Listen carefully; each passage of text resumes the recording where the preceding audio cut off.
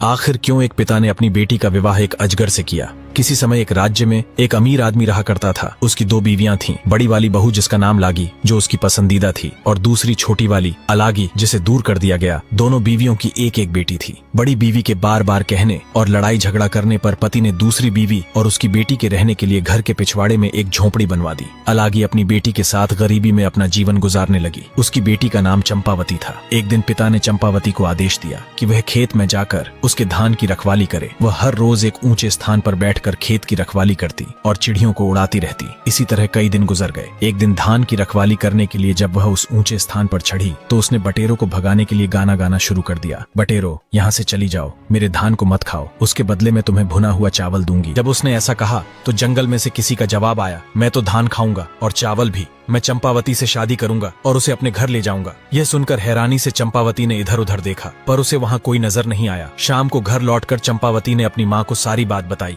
अगले दिन उसकी माँ भी उसके साथ खेतों पर गई कि क्या वास्तव में ऐसा हुआ था। उसकी माँ ने चंपावती को वही गाना गाने को कहा। जैसे ही उसने गाना गाया, जंगल से वही उत्तर आया। उसकी माँ को इतना आश्चर्य हुआ कि उसने चंपावती को फिर से गाना गाने को कहा और फिर वैसा ही जवाब उन्हें मिला। माँ और बेटी दोनों घर लौट आईं। अलागी ने इस बारे में अपने पति को बताया। तब अगले दिन वह, अलागी, चंपावती और कुछ पड़ोसियों के साथ खेत पर गया। जब चंपा से गाने को कहा गया तो उसने वैसा ही किया। फिर से वही जवाब आया। जवाब कौन दे रहा है, यह जानने के लिए वे सब जंगल में गए, पर वहां उन्हें कोई दिखाई नहीं दिया। उसके बाद चंपा के पिता ने जंगल की तरफ देखते हुए कहा, अगर तुम सच में चंपावती से शादी करना चाहते हो तो हमारे सामने आओ। मैं वादा करता हूँ कि उसके साथ तुम्हारी शादी कर दूंगा। यह सुनकर एक विशालकाय अजगर बाहर निकला। लोग उसे देख डर कर भागने लगे, पर चंपा के पिता ने उन्हें समझाया कि डरे नहीं, यहीं रुके रहें। तो वे सब वापस आ गए। उसने अजगर को अपने घर आने का निमंत्रण दिया। अलागी और उसकी बेटी दोनों जोर जोर से रोने लगीं। अलागी ने अपने पति से विनती की कि वह चंपावती की शादी अजगर से न करे, पर लागी की सलाह पर उसने अजगर से चंपावती की शादी कर दी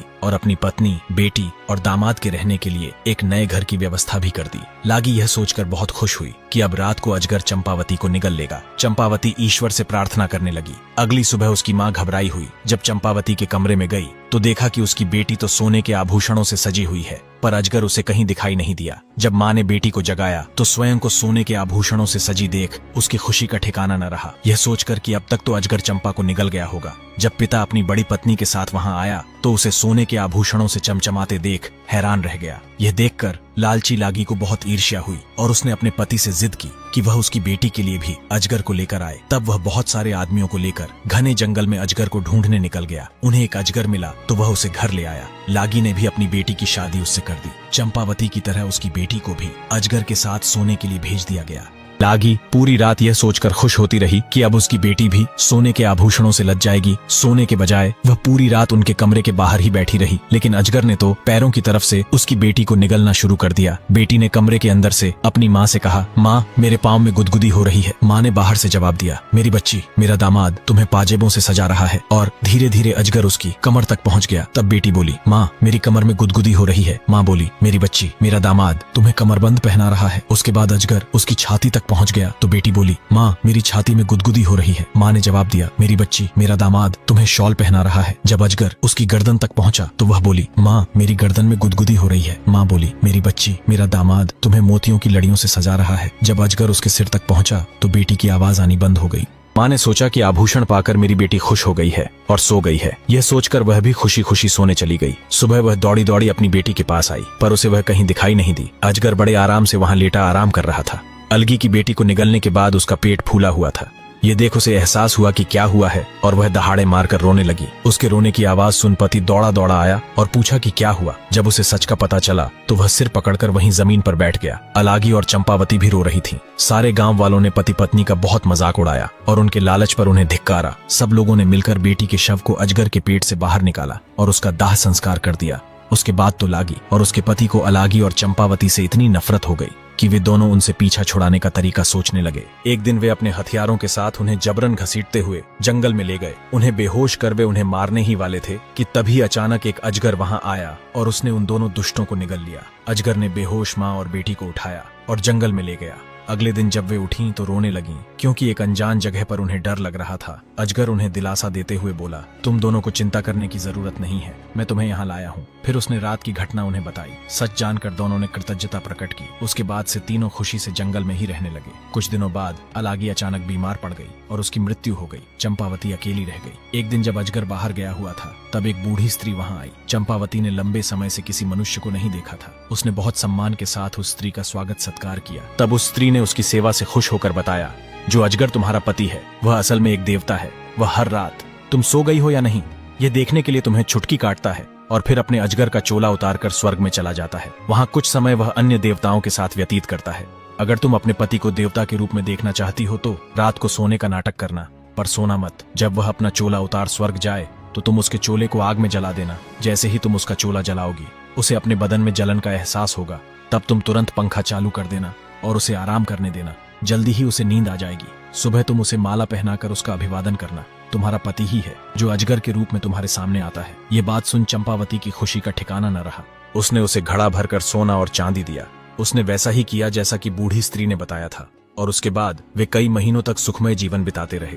एक दिन जब उसका पति घर में नहीं था तब वही बूढ़ी स्त्री फिर आई। चंपावती ने उसका स्वागत करने के बाद उसके आने का कारण पूछा। वह चालाकी से बोली, मैं तो तुम्हारी भलाई के लिए ही यहाँ आई हूँ। कल दोपहर तुम अपने पति से एक ही थाली में अपने साथ खाना खाने को कहना। जब तुम दोनों एक साथ खाना खाओगे तो वह तुम्हारे आकर्षण में इतना बंध जाएगा कि फिर कभी एक भी पल के लिए तुमसे अलग नहीं होगा।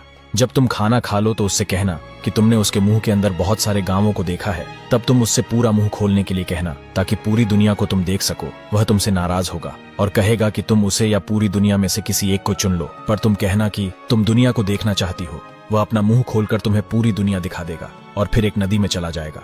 वह तुमसे कहेगा कि वह तुमसे अब 6 महीने बाद मिलेगा, पर उसकी बातों में मत आना।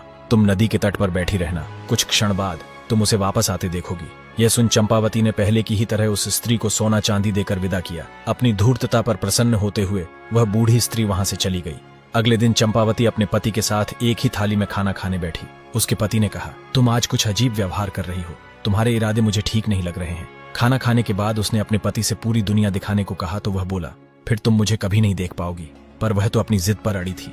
तब हारकर पति नदी के पास गया और उससे पूछा, दुनिया देखने के लिए क्या तुम मुझे भी छोड़ने को तैयार हो? चंपावती बोली, मुझे दोनों चाहिए, दुनिया भी देखनी है और आप भी चाहिए। और उसी समय उसके पति ने अपना मुंह खोलकर उसे पूरी दुनिया दिखाई और चंपावती को सोने की अंगूठी देते हुए बोला, जिस बूढ़ी स्त्री के कहने पर तुम ये सब कर रही हो वह मेरी माँ की नौकरानी है। मेरी माँ एक नरभक्षी है। उसने मेरे लिए जिस लड़की को चुना था उससे शादी न कर, मैंने तुमसे की। वह तुम्हें मुझसे अलग करना चाहती है ताकि वह तुम्हें खा सके। अपने षड्यंत्र में कामयाब होने के लिए उस बूढ़ी स्त्री ने तुम्हें धोखा दिया है। उन्हें लगता कि अगर मेरी माँ तुम्हें खा जाएगी तो मैं उनकी चुनी हुई लड़की से विवाह कर लूंगा। इसलिए मैं तुम्हें यह सोने की अंगूठी दे रहा हूँ। इसे संभाल कर रखना। अगर ये तुम्हारे पास रहेगी तो कोई भी बुरी ताकत तुम्हें नुकसान नहीं पहुंचा सकेगी। अगर अंगूठी तुमसे खो गई तो तुम मुसीबतों में घिर जाओगी। इस अंगूठी के प्रभाव से तुम मुझे 6 साल बाद मेरी माँ के घर मुझे पाओगी। अब मुझे जाना होगा, सावधान रहना और इस अंगूठी को खोना मत। यह कहकर पति नदी में चला गया। चंपावती को अपनी गलती का एहसास हुआ और वह रोने लगी। जंगल में घूमते घूमते वह रोती रही और अंगूठी को सीने से लगाए 6 साल बीतने का इंतजार करने लगी। उसके पति की माँ ने उसे कई तरह से छलने की कोशिश की, पर अंगूठी ने उसकी रक्षा की। 6 वर्ष बीत चुके थे और अचानक एक दिन चंपावती की मुलाकात अपने पति से हुई। वे फिर से साथ रहने लगे, लेकिन उसकी सास यह देखकर क्रोधित हो उठी। जैसे ही चंपावती अपने पति से मिली उसकी अंगूठी गायब हो गई, पर चूंकि उसका बेटा चंपावती के साथ था इसलिए सास उसको किसी तरह से नुकसान नहीं पहुंचा पाई।